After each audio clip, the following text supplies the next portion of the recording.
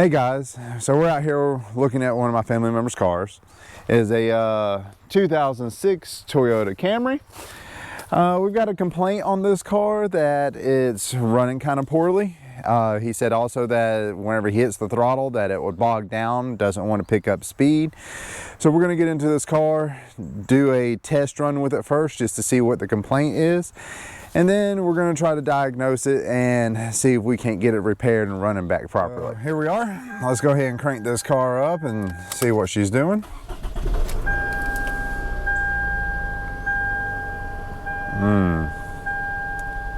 No check engine light on. The motor does have a slight vibration to it. Do have a TPMS light over there on that's flashing away. Oh, there we go. We got a check engine light that came on and started flashing. And there we go. She's flashing away, especially whenever I try to rev her. She's got a little bit of rough running. So with the check engine light on and flashing, that means that we're possibly causing damage to our catalytic converter here. It's running kind of rough, kind of bogging down, so more than likely it's just a misfire. Either we got a bad coil or spark plug in it, but doesn't mean that it's the only thing that can cause it to run like that. So the first thing we're going to do is bust out the handy dandy scanner, and we're going to get in here and look at some live data and see what's going on with it. Let's fire up the old snap-on. Oops.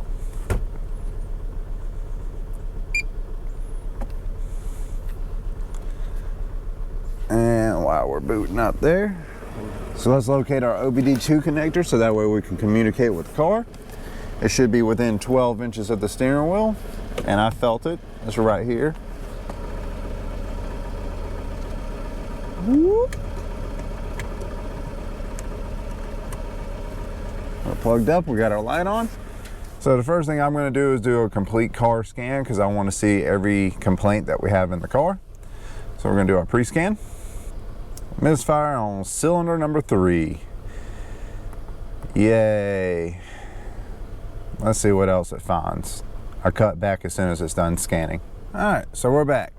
So cylinder 3's got a misfire, and we've also got air fuel ratio code as well. We're gonna have to reinvestigate the oxygen sensor code. It does say that it's a open circuit here, or either malfunctioning circuit, but whenever you've got a misfire that's going to skew the data on your O2 sensor, you've got to correct the misfire first before addressing the oxygen sensors, because if it's dumping a whole bunch of raw fuel that it's not expecting, it can throw off the reading for the oxygen sensor and set a code for it. Now this one, with it being a circuit code, we could actually have an issue with it, but we're going to address our misfire first. We'll clear all the codes, and then we'll readdress it and see if it comes back. So for now, let's go ahead and get the hood open and find cylinder number 3.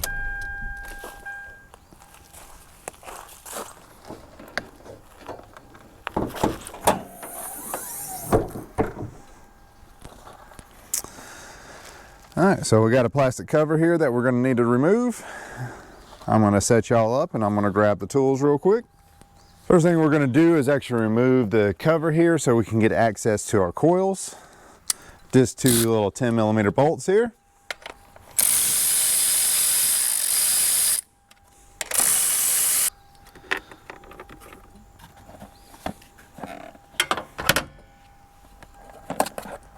Pull this cover right on off. We'll set that to the side. Now, as we can see here, some of these coils have already been replaced at some point in time. We've got, it looks like 3 different coils, maybe 4. We got a darker one here, a light one here, a different color top there. These 2 might be the same. So we got 3 different coils already in this car. From our data that we got inside, we know it's cylinder number 3.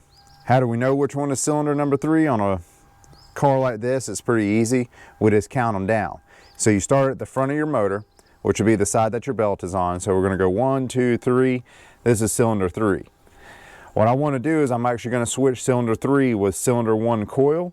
And then I'm also going to switch the plug out of cylinder 3 into cylinder 2.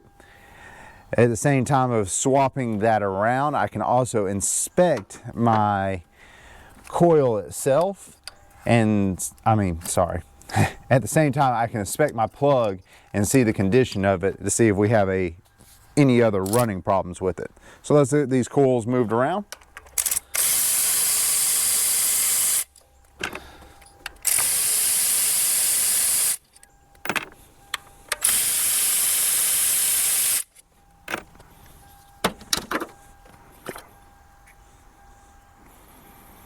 That coil looks kind of rough there. We got a little bit of oil around it, so we're gonna wipe that down. This is our cylinder 2. Got a little bit of oil in here. He's gonna need a valve cover on this. The seals that actually sit in these spark plug tube areas are starting to leak and let a little bit of oil down there where it actually sits on the plug, which can cause misfires in the future. So what I've done now is I've cleaned up the coils and also do an inspection on them. So I've left them in the same order. There is an issue that I see right here on this coil. I don't know if it shows up well on camera, but there's a little burn mark right here on the side of the coil.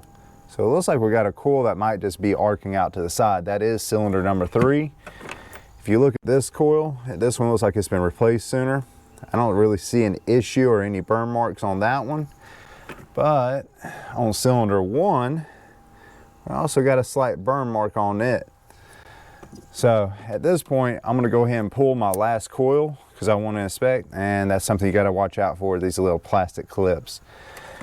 We'll have to talk to him about getting new clips. 2 are already missing, only 1 survived so far, but we'll have to get some more pigtails and put them in, because a bad connection can also cause misfires. So let's get this last coil out and look at it. Right there on this coil, if you see that discoloration right there, looks like we got arc coming out of that one as well. So now I've changed my mind on my plan just a little bit here. I'm gonna put that one back in because we're gonna leave it in its position. I'm now gonna switch the coil with number 2. So cylinder 3 is where we were misfiring. I'm gonna switch it to 2 coil because that coil still actually looks good. So now instead we're gonna pull our spark plug from 3 and put into 1 and see if that takes, so that way we can do the testing to see if it's coil or if it's spark plug. About 90% sure already that it's going to be our coils, but we're still going to go ahead and do the test anyways. Plus this gives me an idea of what's going on with this. So let's get these plugs out. All right, and this is the exact reason why we wanted to go ahead and pull plugs as well. If we look at this plug, this is cylinder number 1 that I have in my hand. It's got a good bit of corrosion buildup, and the gap's also quite wide on this. This plug is worn out. This really does need to be replaced. So whenever I tell him to get the parts for it, we're definitely getting plugs regardless. We need them at this point. But we know on the scan tool, this cylinder wasn't misfiring. So we're gonna still go ahead and swap it around. And then let me show y'all cylinder number 3. Cylinder number 3 also looks kind of rough as well. So we're still gonna swap these around. We're not going to clean them or anything yet because I want to continue my test. We're going to put them back in now to go ahead and finish off the testing so that way I don't disturb my data. But these plugs I would not leave in here. I might clean these up with a wire brush or something like that just for a very temporary run. But I don't want to leave these in here because it is going to affect the performance of this car and possibly could affect some fuel economy if it can't burn the fuel properly at a good even burn. So now let's put our coils back in. So this is cylinder number 3 that we're putting in 2. I'm going to grab cylinder number 2 and put it into number 3. And number 1 coil is going to go back to its original position.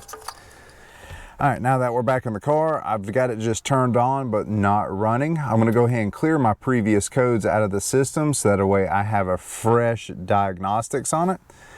So we're just gonna wait for it to go through its little thing here, and then we're gonna crank it back up and see if the misfire is still there and then which cylinder it moved to. While my scan tool is still clearing all the codes out and resetting the system for us to start off with a fresh run, the reason for us swapping these coils and plugs around is so that way we can diagnose properly what's wrong with this car.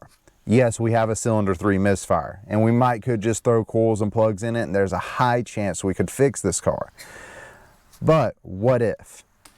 And whenever you're in a shop environment, you have to prove out 100% what is bad with the car before we replace a part. I don't want to sell a customer something that is not needed to a car.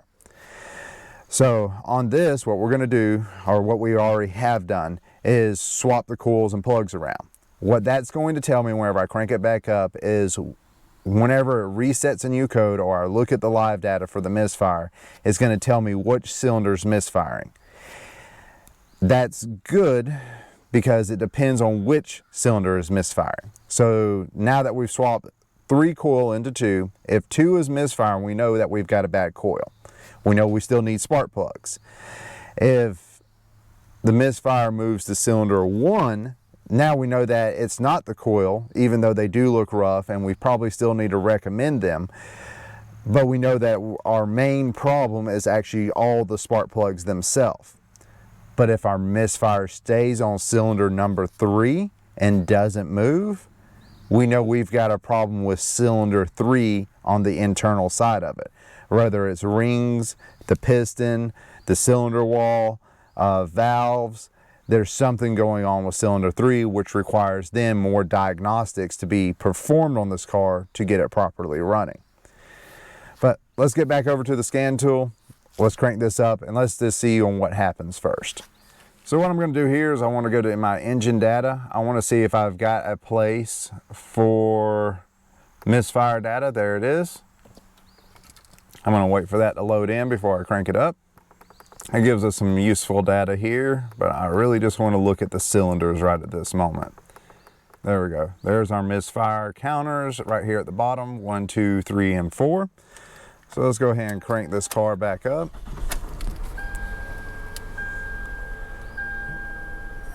Look right there. So right now we've already got 50, I can't even count as fast as it's going up. We got a lot of misfires on cylinder number 2, which was originally our coil number 3 that we swapped over. So at this point, we could recommend coils for this car. Now, we could do just the 1 coil that solved our problem, but we know when we took it apart and did the swap around that there's a potential that we have 2 more coils that are going bad because of the burn marks in them.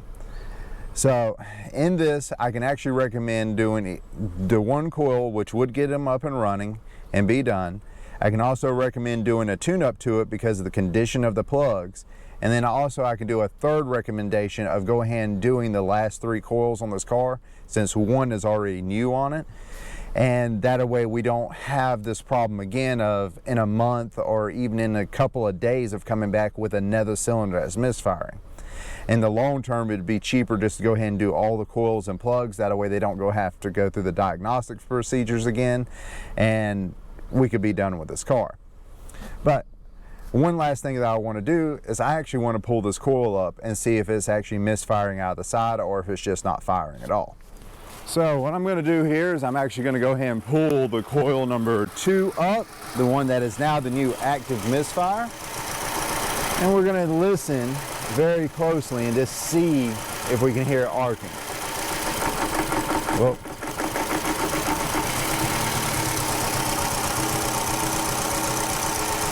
I don't hear any arcing coming from that coil. It's probably just a purely bad coil. It did change the running of the car a little bit. He needs a torque mount as well. So this is the fun part. If you're scared of getting bit by electricity, don't do this.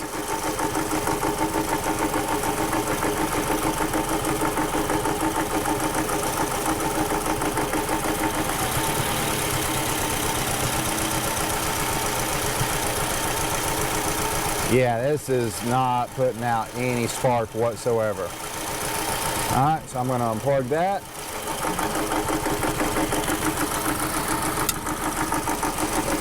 We're just going to set it back in our place real quick. Get that one plugged back up. So right there, we just confirmed 100% that coil is bad. We've got no arc coming out of the coil itself like it's supposed to. That's the reason for the screwdriver, is I'm leading it to a ground location, and you should see an arc jump between the screwdriver and that ground. We don't on this coil, so we know that is a bad coil. That's another way of testing it. So we're gonna go price up some coils for this and some spark plugs, and I'm gonna call them up, and when we get the parts, we'll do a repair on it. So bear with me and we'll be right back. All right guys, welcome back. So we got the new coils and plugs in, so we're just gonna swap these guys out and see how this car runs.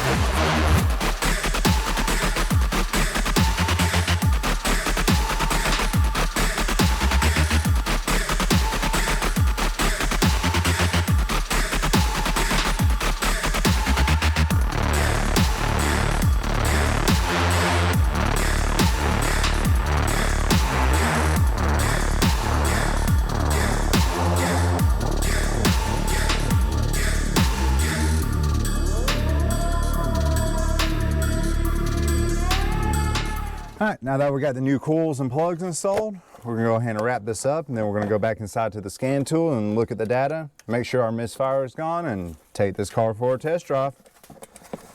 All right, so first start up after doing the new spark plugs and coils.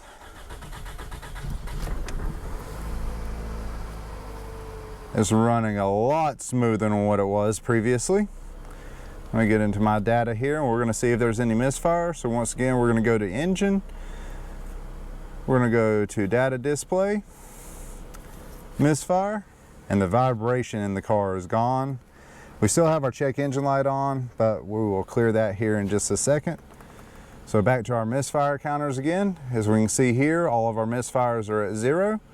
So this car seems to be repaired. So we're gonna clear the codes, go take it for a test drive, and we're also gonna see if that oxygen sensor code comes back on the test drive, and maybe even look at the live data. So bear with us. All right, so we're back from our test drive. We got no further misfires or running problems with the car.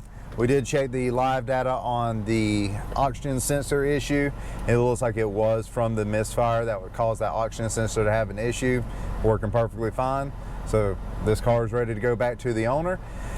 Thank y'all for watching, like and subscribe, and we'll catch you on the next car.